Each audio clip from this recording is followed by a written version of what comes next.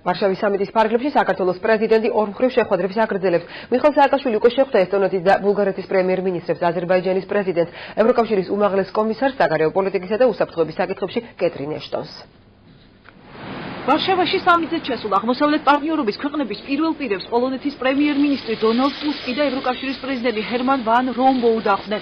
სამიტის ფარგლებში პირველი შეხვედრა მიხეილ სააკაშვილმა ევროკავშირის უმაღლეს კომისართან საგარეო საქმეთა საკითხებში კეტრინ ეშტონთან გამართა. ეშტონმა საქართველოს ტერიტორიული მთლიანობისა და კონფლიქტების მშვიდობიანი მოგვარების საკითხებში საქართველოსადმი მხარდაჭერა კიდევ ერთხელ დაადასტურა. სამიტზე წარმოდგენილია ევროკავშირის 27 სახელმწიფოს მეთაური და ასეთი წარმომადგენლობით შემადგენლობით დასწრება ამ სამიტზე ეს არის პოლიტიკური მხარდაჭერის გაცხადება ამ ინიციატივისათვის და იმ ქვეყნებისათვის, რომელიც ინიციატივაში მონაწილეობენ. ბულგარეთთან და ესტონეთთან ორმხრივი ურთიერთობების ახალ ეტაპზე გადასვლაზე ისაუბრეს ამ ქვეყნების პრემიერ-მინისტრებმა მიხეილ სააკაშვილთან გამართულ შეხვედრაზე. მიხეილ სააკაშვილთან საუბრისას საქართველოსადმი ღია მხარდაჭერა გამოხატა აზერბაიჯანის პრეზიდენტმაც. ევროკავშირსა და საქართველოს შორის ურთიერთობები მუდმივი განვითარების პროცესია. კმაყოფილი ვარ, რომ ეს კავშირები ღრმავდება. ასევე მნიშვნელოვანია, რაც შეიძლება მალე დაიწყოს თავისუფალ ვაჭრობასთან დაკავშირებული განხილვები, რაც პრიორიტეტულია როგორც საქართველოსთვის, ისე ევროკავშირისთვის. როცა ვსაუბრობთ საქართველოს ნატოში გაწევრიანებაზე, ნათელია, რომ ესტონეთი მხარს უჭერს ალიანსის ღია კარის პრინციპს. ჩვენ შევთანხმდით, რომ ბულგარეთსა და საქართველოს შორის ბიზნესის და ტურიზმის სფეროში უფრო მეტი თანამშრომლობა უნდა არსებობდეს. ბულგარეთი მზად არის იმისათვის, რომ ევროკავშირი გადავიდეს ურთიერთობის ახალ ეტაპზე საქართველოსთან. სამიტის ფარგლებში გამართულ პრესკონფერენციაზე საქართველოსადმი თავისი პოზიცია დააფიქსირა ბრიტანეთის ვიცე-პრემიერმაც.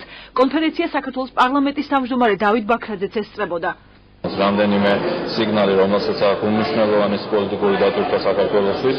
პირველი ეს იყო დიდი ბრიტანეთის პრემიერის მოადგილის ბატონ კლეგის ვიცე-პრემიერის ბატონ კლეგის გამოსვლა, სადაც მან პირდაპირ და ღიად დააფიქსირა დიდი ბრიტანეთის პოზიცია, რომ დიდი ბრიტანეთი მხარს უჭერს აღმოსავლეთ პარტნიორობის ყველა ქვეყნის სრულ ინტეგრაციას ევროკავშირში და ევროკავშირის წევრობას. ეს არის ჩემს მეხსიერებაში პირველი შემთხვევა, როდესაც დიდი ბრიტანეთი პირდაპირ აფიქსირებს მხარდაჭერას საქართველოს ევროკავშირში გაწევრიანებას. აღმოსავლეთ პარტნიორობის ფარგლებში გახსნილი საკითხების ნუსხა ძალიან მნიშვნელოვანია.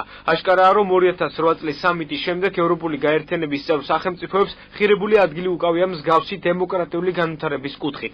ზოგიერთი პარტნიორი ქვეყანა გამოხატავს სურვილს, რომ გაწევრიანდეს ევროკავშირში. აღმოსავლეთ პარტნიორობა მხარს უჭერს შეუერთეს დემოკრატიის და საბაზრო ეკონომიკის პრინციპებს.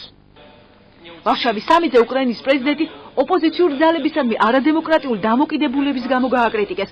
ვიქტორ იანუკოვიჩს ევროკავშირის წევრი ქვეყნების სახელით პოლონეთის პრემიერ-მინისტრმა დონალდ ტუსკმა, როგორც ევროკავშირის თავმჯდომარე ქვეყნის ლიდერმა მიმართა და განაცხადა, რომ ეს ფაქტი უკრაინის ევროინტეგრაციის პროცესზე გარკვეულ ზეგავლენას მოახდენს.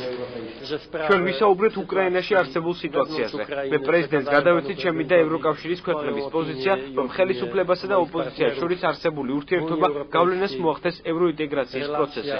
იმ ქვეყნებთან მიმართებაში, რომელსაც ევროკავშირთან გაწევრიანება სურს, ჩვენ დემოკრატიის სტანდარტებთან დაკავშირებით მეტი მოთხოვნები გვაქვს. შეხვედრაზე ყურადღება გავამახვილეთ ისეთ საკითხებზე, როგორიც არის, რას გვაძლევს ევროინტეგრაცია და რას მივიღებთ თავისუფალი სავაჭრო ზონის შექმნის შედეგად. ასევე ძალიან მნიშვნელოვანია შეთანხმება ასოციაციაზე და ყველაფერს გავაკეთებთ, რომ ევროკავშირში უკრაინის წევრობის პერსპექტივა მისი ნაწილი გავხადოთ. სავიზო რეჟიმის გამარტივება, თავისუფალი ვაჭრობა და ასოცირებული ხელშეკრულებები. ეს არის სამი ძირითადი საკითხი, რომელზეც საქართველო აღმოსავლეთ პარტნიორობის საკითხზე გაამახვილებს ყურადღებას. კონკრეტული პოლიტიკური სიგნალები დეკლარაციაში აისახება, რომელსაც ევროკავშირის ქვეყნების ლიდერები სამიტის დასრულების შემდეგ მიიღებენ.